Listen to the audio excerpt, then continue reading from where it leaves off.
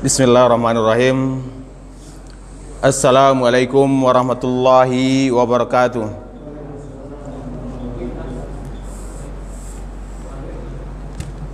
Alhamdulillahi rabbil alamin. Assalatu wassalamu ala asrafil anbiya'i wal mursalin wa ala alihi wa sahbihi wa man tabi'ahum bi ihsanin ila yaumiddin. Asyhadu an la ilaha illallah wa asyhadu anna Muhammadan abduhu wa rasuluhu sallallahu alaihi wasallam la nabiyya ba'da. Puji beserta syukur kita senantiasa kita sampaikan kepada Allah Subhanahu wa taala, serta selawat beserta salam tak henti-hentinya kita ucapkan, kita doakan kepada Nabi kita. Semoga Allah memberikan yang terbaik untuk beliau di surganya. Alhamdulillah, pada malam hari ini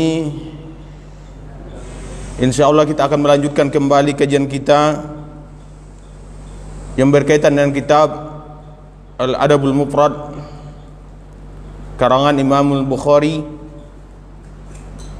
Mudah-mudahan Allah senantiasa memberikan pahala bagi beliau yang alhamdulillah sampai hari ini kitabnya masih bisa kita pelajari.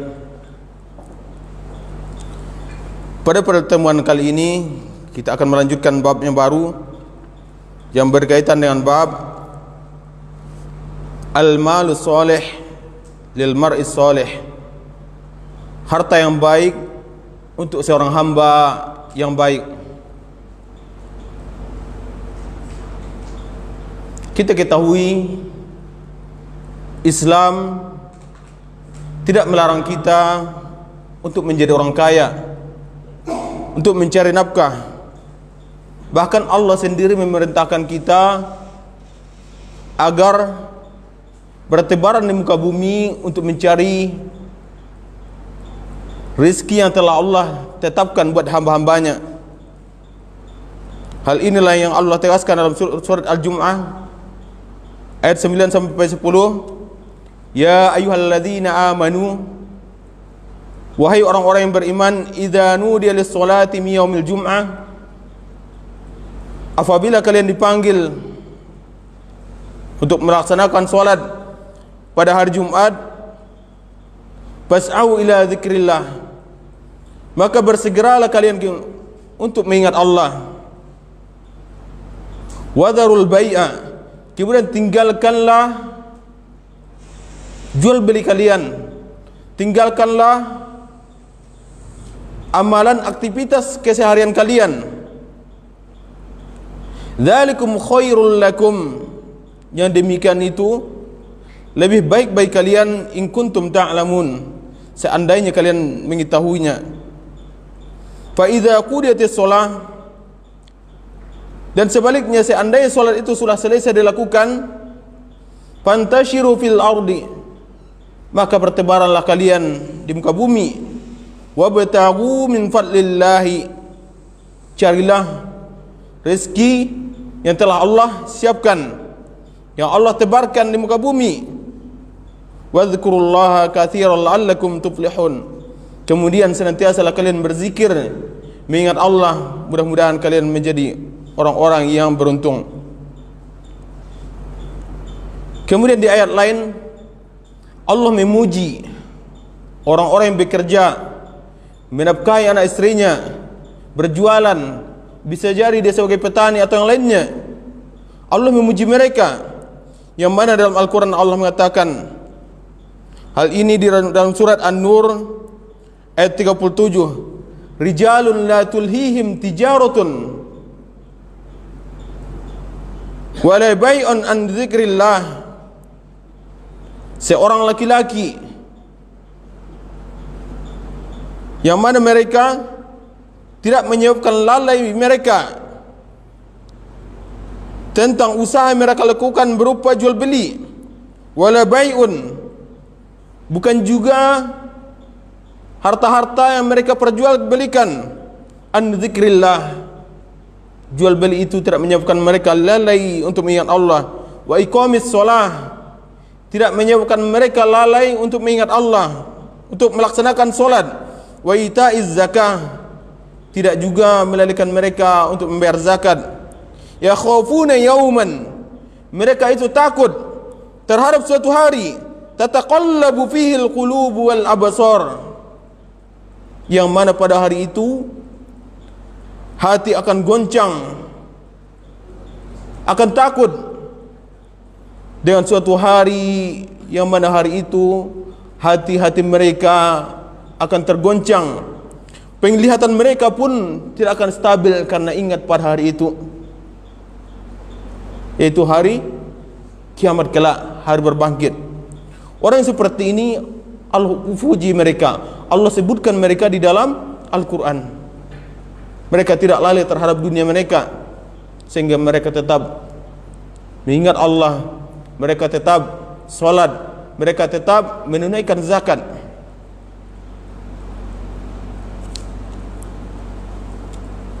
Di dalam hadis ini, di dalam pembahasan ini, Imam Bukhari membawakan sebuah hadis an Amr ibn al-As.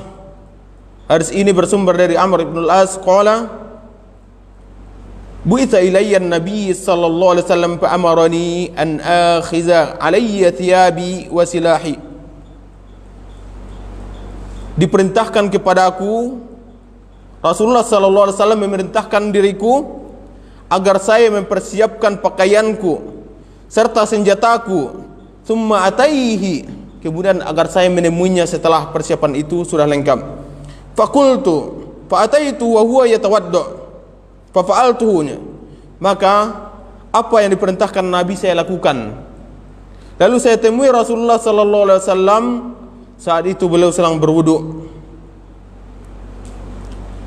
Fasu'ada ilal baswara summa ta'a, saat itu Rasulullah memperhatikanku dengan begitu serius, setelah itu menggeleng-gelengkan kepalanya.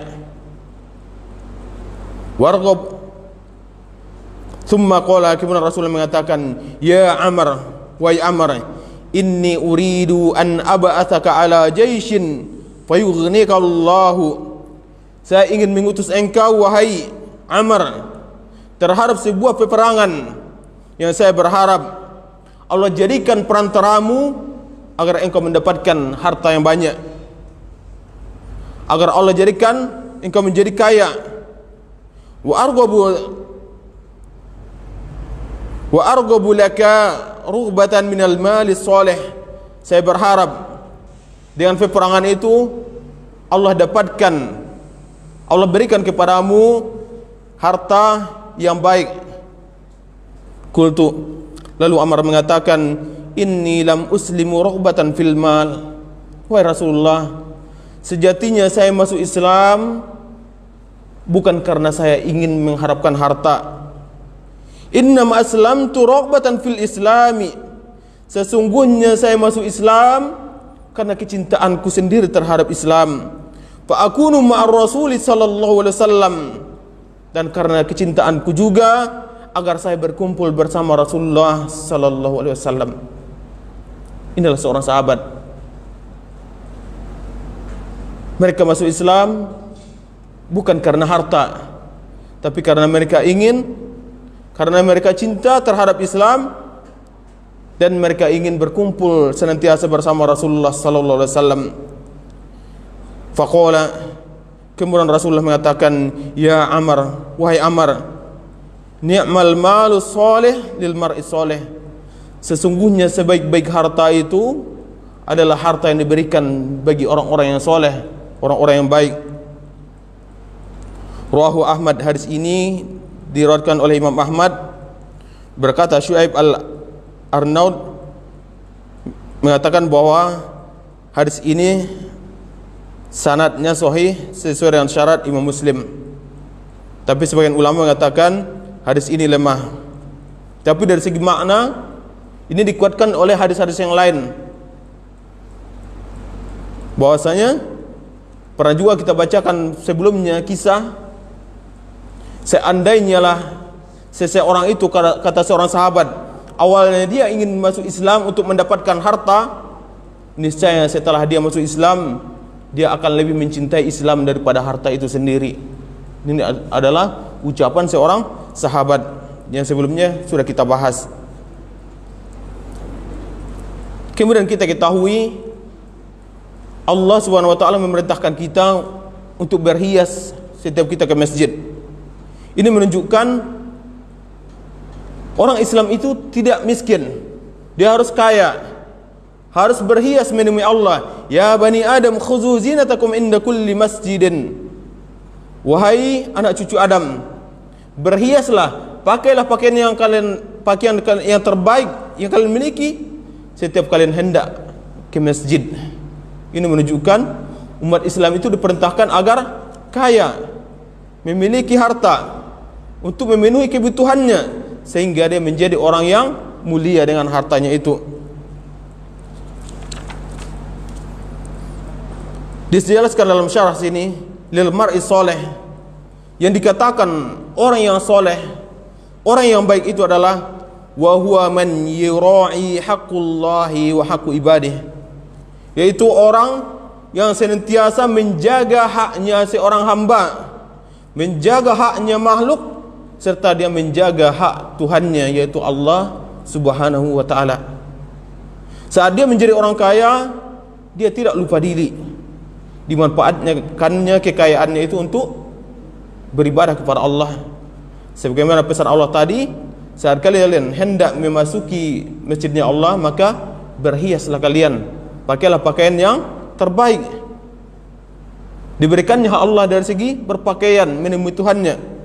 Begitu juga saat dia kaya, dia tidak lupa diri, dikeluarkannya zakatnya, dikeluarkannya infak, membantu dia. Inilah orang yang tidak lupa diri. Inilah sejatinya orang yang kaya, yang terbaik, yang akan dipuji Allah mereka nantinya. Di dalam hadis lain juga Rasulullah mengatakan, la ba'sa bil ghina. Menjadi kaya itu tidak masalah, dibolehkan kata Rasulullah. Limanittaqa, hal itu hanya dibolehkan bagi orang-orang yang bertakwa. Kekayaan itu diberikan, dimanfaatkan untuk mendekatkan diri kepada Allah. Wasihhatu limanittaqa, tidak masalah seseorang itu sehat, tapi bagi orang-orang yang bertakwa.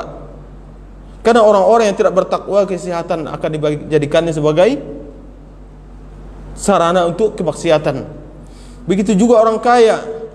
Kalau dia kaya, kekayaannya itu apabila dia tidak beriman, akan dimanfaatkannya untuk kerusakan, bisa jadi kemaksiatan atau mengkonsumsi hal-hal yang terlarang.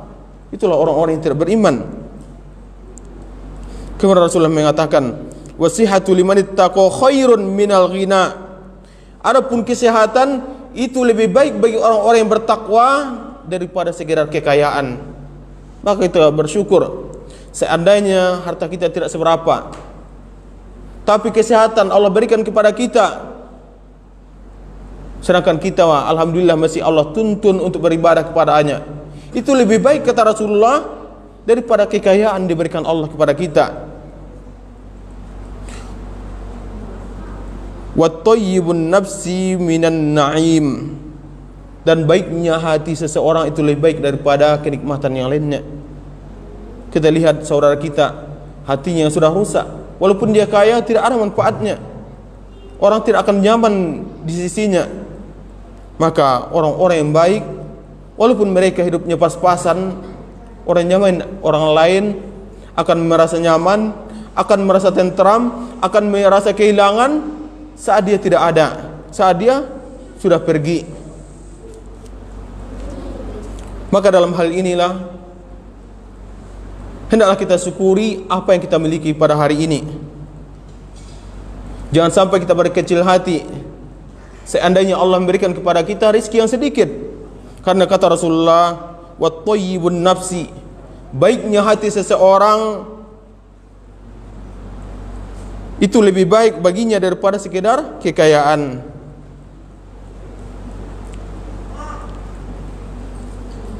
Kemudian Di dalam hadis lain Rasulullah sallallahu alaihi wasallam menjelaskan bahwasanya kekayaan yang sebenarnya adalah bukan sekedar kekayaan yang tampak di hadapan kita, ada punya mobil atau mempunyai rumah mewah. Bukan itu yang disebut kekayaan. Bukan itu standar seseorang itu dikatakan kaya. Sebagaimana dalam hadis tadi juga,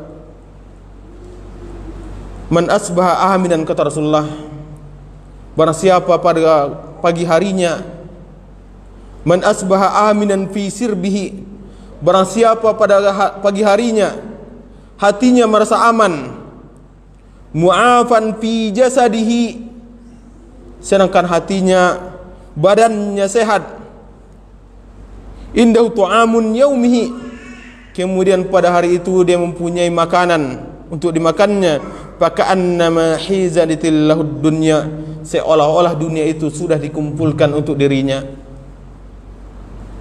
Maka coba kita tengok saudara kita, mereka kaya tapi badannya tidak sehat, imannya tidak sehat.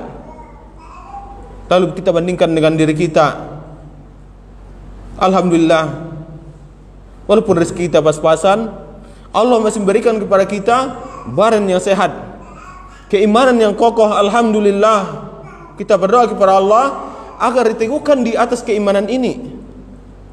Itu lebih baik daripada kekayaan yang didapatkan saudara kita, sedangkan mereka Allah jauhkan dari keimanannya. Karena Rasulullah mengatakan, innallaha yu'tid dunya man yuhibbu wa man la yuhibbnya. Allah itu memberikan dunia kepada orang-orang yang dicintainya dan juga kepada orang-orang yang tidak dicintainya. Allah itu adil dalam perkara dunia. Dunia itu diberikan kepada semua orang, baik dicintainya maupun tidak dicintainya. Wala yu'ti imana illa man yuhib, sedangkan keimanan tidak Allah berikan kecuali hanya kepada orang-orang yang Allah cintai.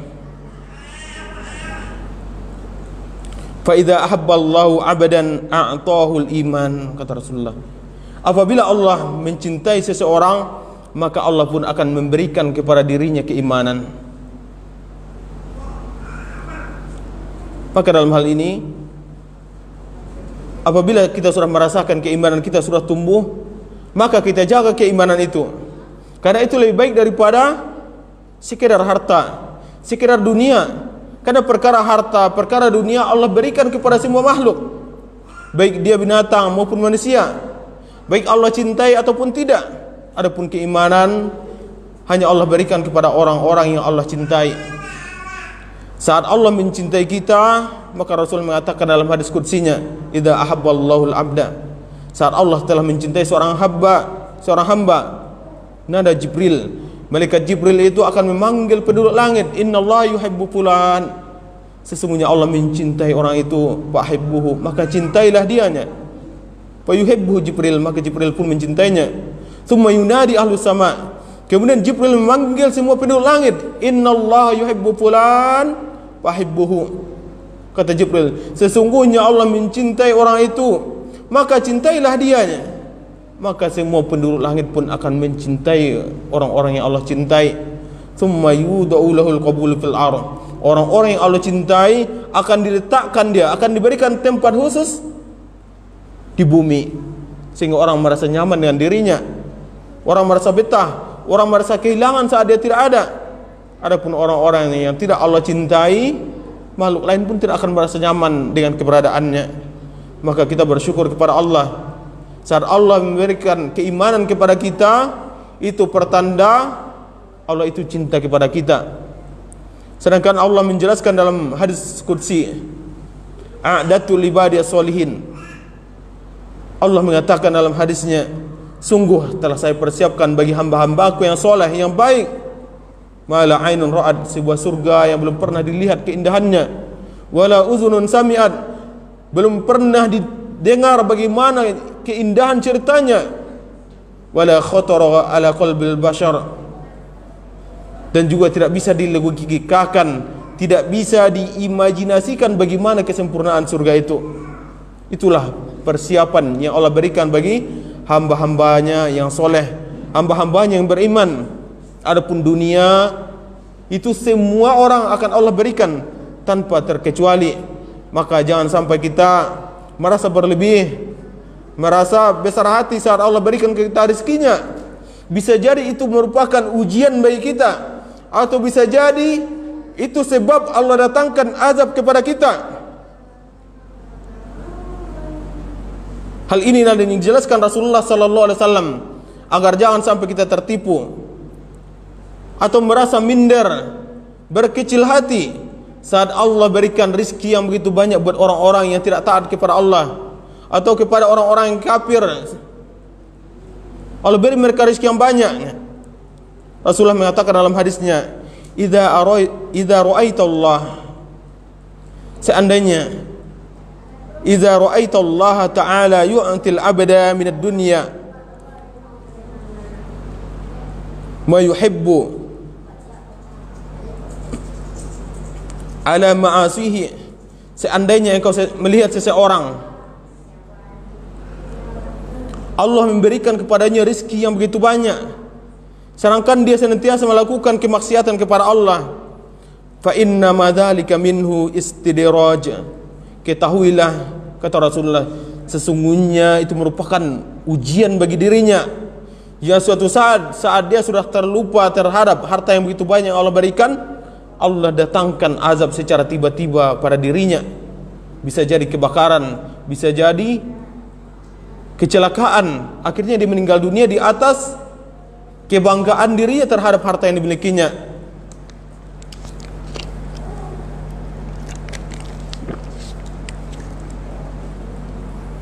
Hal inilah yang ditegaskan oleh Allah Subhanahu wa taala dalam Al-Qur'an. Falamma nasu ma dzukiru bihi, saat mereka telah melupakan peringatan-peringatan dari kami, fatahna alaihim abwaaba kulli syai'in, maka kami pun akan membukakan bagi mereka pintu-pintu semuanya. Pintu-pintu kebaikan akan kami berikan kepada mereka. Saat mereka berusaha akan kami sukseskan usahanya. Saat mereka berdagang akan kami lancarkan perdagangannya. Ini kata Allah. Saat mereka sudah melupakan, cuek terhadap teguran-tegurannya Allah, cuek terhadap batasan-batasannya Allah, maka Allah pun akan membukakan pintu-pintu apa yang mereka inginkan selebar-lebarnya. Hatta idza farihu bima utu, sehingga saat mereka sudah merasa bahagia, merasa sukses, merasa telah memiliki segalanya, akhaznahum baghtatan fa idahum mublisun, maka saat itulah akan kami azab mereka secara tiba-tiba. Maka saat itulah akan Allah azab mereka secara tiba-tiba. Hal ini Allah tegaskan dalam surat Al-An'am ayat 44.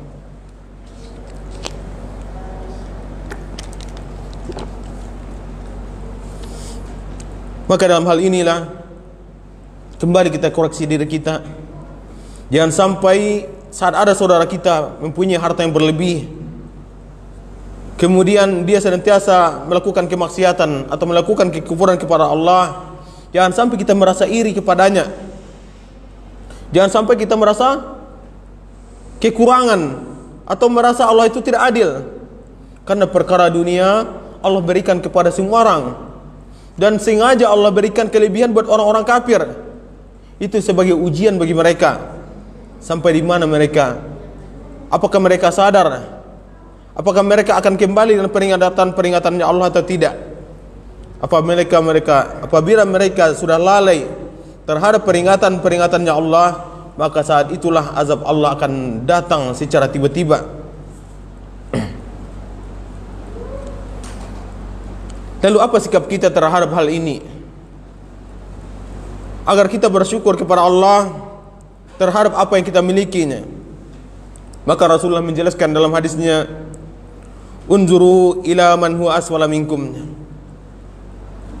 tengoklah kepada orang-orang yang lebih rendah dari kalian, terhadap orang yang lebih miskin dari kalian.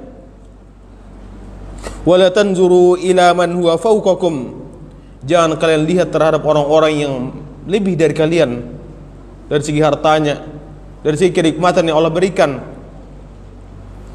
Fa inna zalika, karena dengan cara yang demikian, ajdaru alla tazdaru nikmatallah, dan kalian melihat pada orang-orang yang lebih sedikit nikmat yang Allah berikan kepada mereka, maka itu akan menyebabkan kalian tidak mencela rezeki yang Allah berikan kepada kalian. Jadi saat kita mempunyai kendaraan berupa sepeda motor, tengok saudara kita, mereka hanya memiliki sepeda. Saat kita punya sepeda, tengok orang yang hanya bisa berjalan kaki. Saat kita tidak punya kaki, tengok saudara kita, mereka tidak punya kaki. Akhirnya kita senantiasa akan bersyukur kepada Allah. Atau bisa jadi kita lihat saudara kita, mereka kaya, tapi Allah berikan kepada mereka badan yang lemah, sehingga kekayaan itu tidak bisa mereka nikmati. Mungkin uangnya banyak, berlimpah, mobilnya banyak, tapi mobil itu tidak bisa mereka manfaatkan. Uang mereka yang banyak tidak bisa mereka belanjakan untuk sekedar makanan mereka, karena bisa jadi mereka tidak bisa lagi memakan apa yang mereka inginkan. Sudah banyak larangan dari dokter, kamu tidak boleh makan daging, tidak boleh makan cabai, tidak boleh minum yang manis. Terus apa lagi kita makan? Tinggal nasi putih. Kita syukuri, kita tengok ke atas orang kaya, kita lihat kelemahan yang ada pada dirinya. Bisa jadi dia sudah lumpuh di rumah sakit, sehingga hati kita semakin bersyukur kepada Allah dengan nikmat yang Allah berikan kepada kita.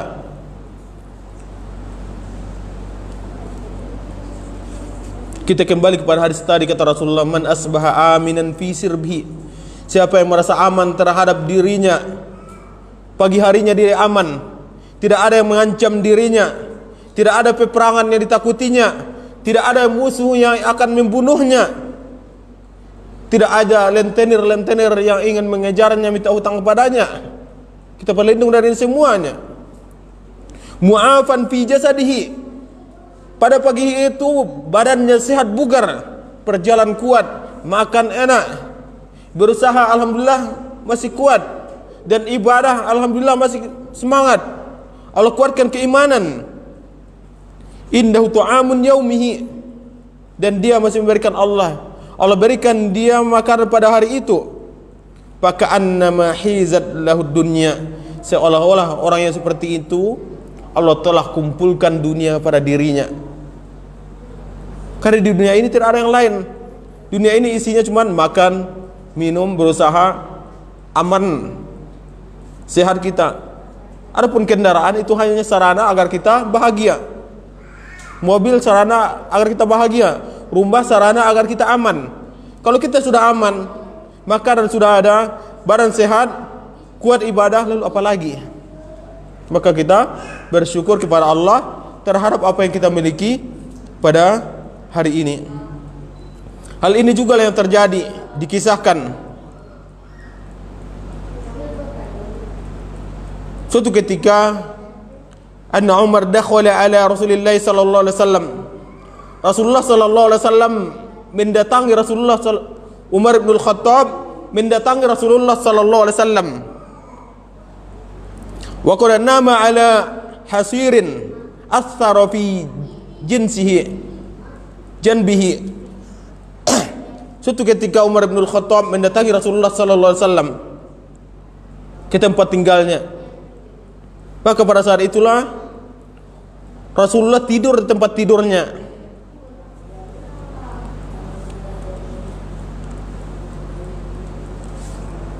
Saat Rasulullah bangun dari tempat tidurnya, maka kelihatan jejak kasurnya di badan Rasulullah.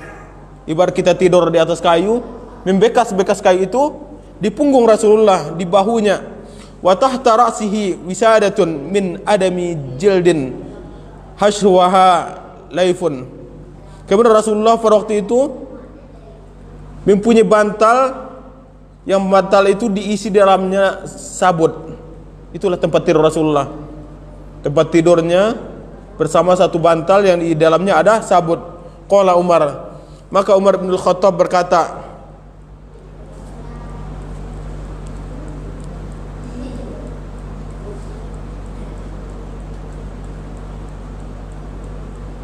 fara'aitu atharal hasiri fi janbihi fabakaitu. Kata Umar bin Khattab, saat saya melihat jejak-jejak kasur tempat tidur Rasulullah menempel di punggungnya, maka waktu itu pun saya menangisnya. Seorang komandan utusannya Allah, orang yang mulia, saat dia tidur di tempat tidurnya berjejak di badannya, maka Umar bin Khattab pun menangis menyaksikan Rasulullah dalam kondisi seperti itu. Faqala, maka Umar mengatakan, maka Rasulullah mengatakan, ma yubkika, wahai Umar, apa yang menyebabkan engkau menangisnya? Wahai Umar, apa yang menyebabkan engkau menangis? Fakultu, lalu Umar mengatakan, ya Rasulullah, wahai Rasulnya Allah, inna Kisra wa Qaisara fima huma fihi. Adapun Raja Romawi beserta anggotanya yang lain, pembantu-pembantunya, mereka hidup di istana yang mewah. Wa anta Rasulullah, sedangkan engkau begini ya Rasulullah. Umar bersedih melihat kondisinya. Itu alasannya Umar menangis. Rasa-rasa raja-raja Persia mereka tinggal di istana yang mewahnya, sedangkan engkau seperti ini ya Rasulullah, tidur berjejak di punggungmu, di kepalamu. Maka apa kata Rasulullah? Ama tardha an takuna lahumud dunya wa lana al-akhirah. Wahai Umar, tidakkah engkau ridho Allah berikan kepada mereka dunia, sedangkan bagi kita akhiratnya? Wahai Umar, tidakkah engkau ridho bagi mereka dunia, sedangkan bagi kita akhirat? Sedangkan Allah mengatakan, wal akhiratu khairu wa abqa. Kehidupan akhirat lebih baik daripada kehidupan pertama. Wal akhiratu khairu wa abqa. Kehidupan akhirat lebih baik dan lebih kekal. Wal akhiratu khairul laka minal ula. Kehidupan akhirat itu lebih baik bagimu daripada kehidupan yang pertama, daripada kehidupan dunia ini.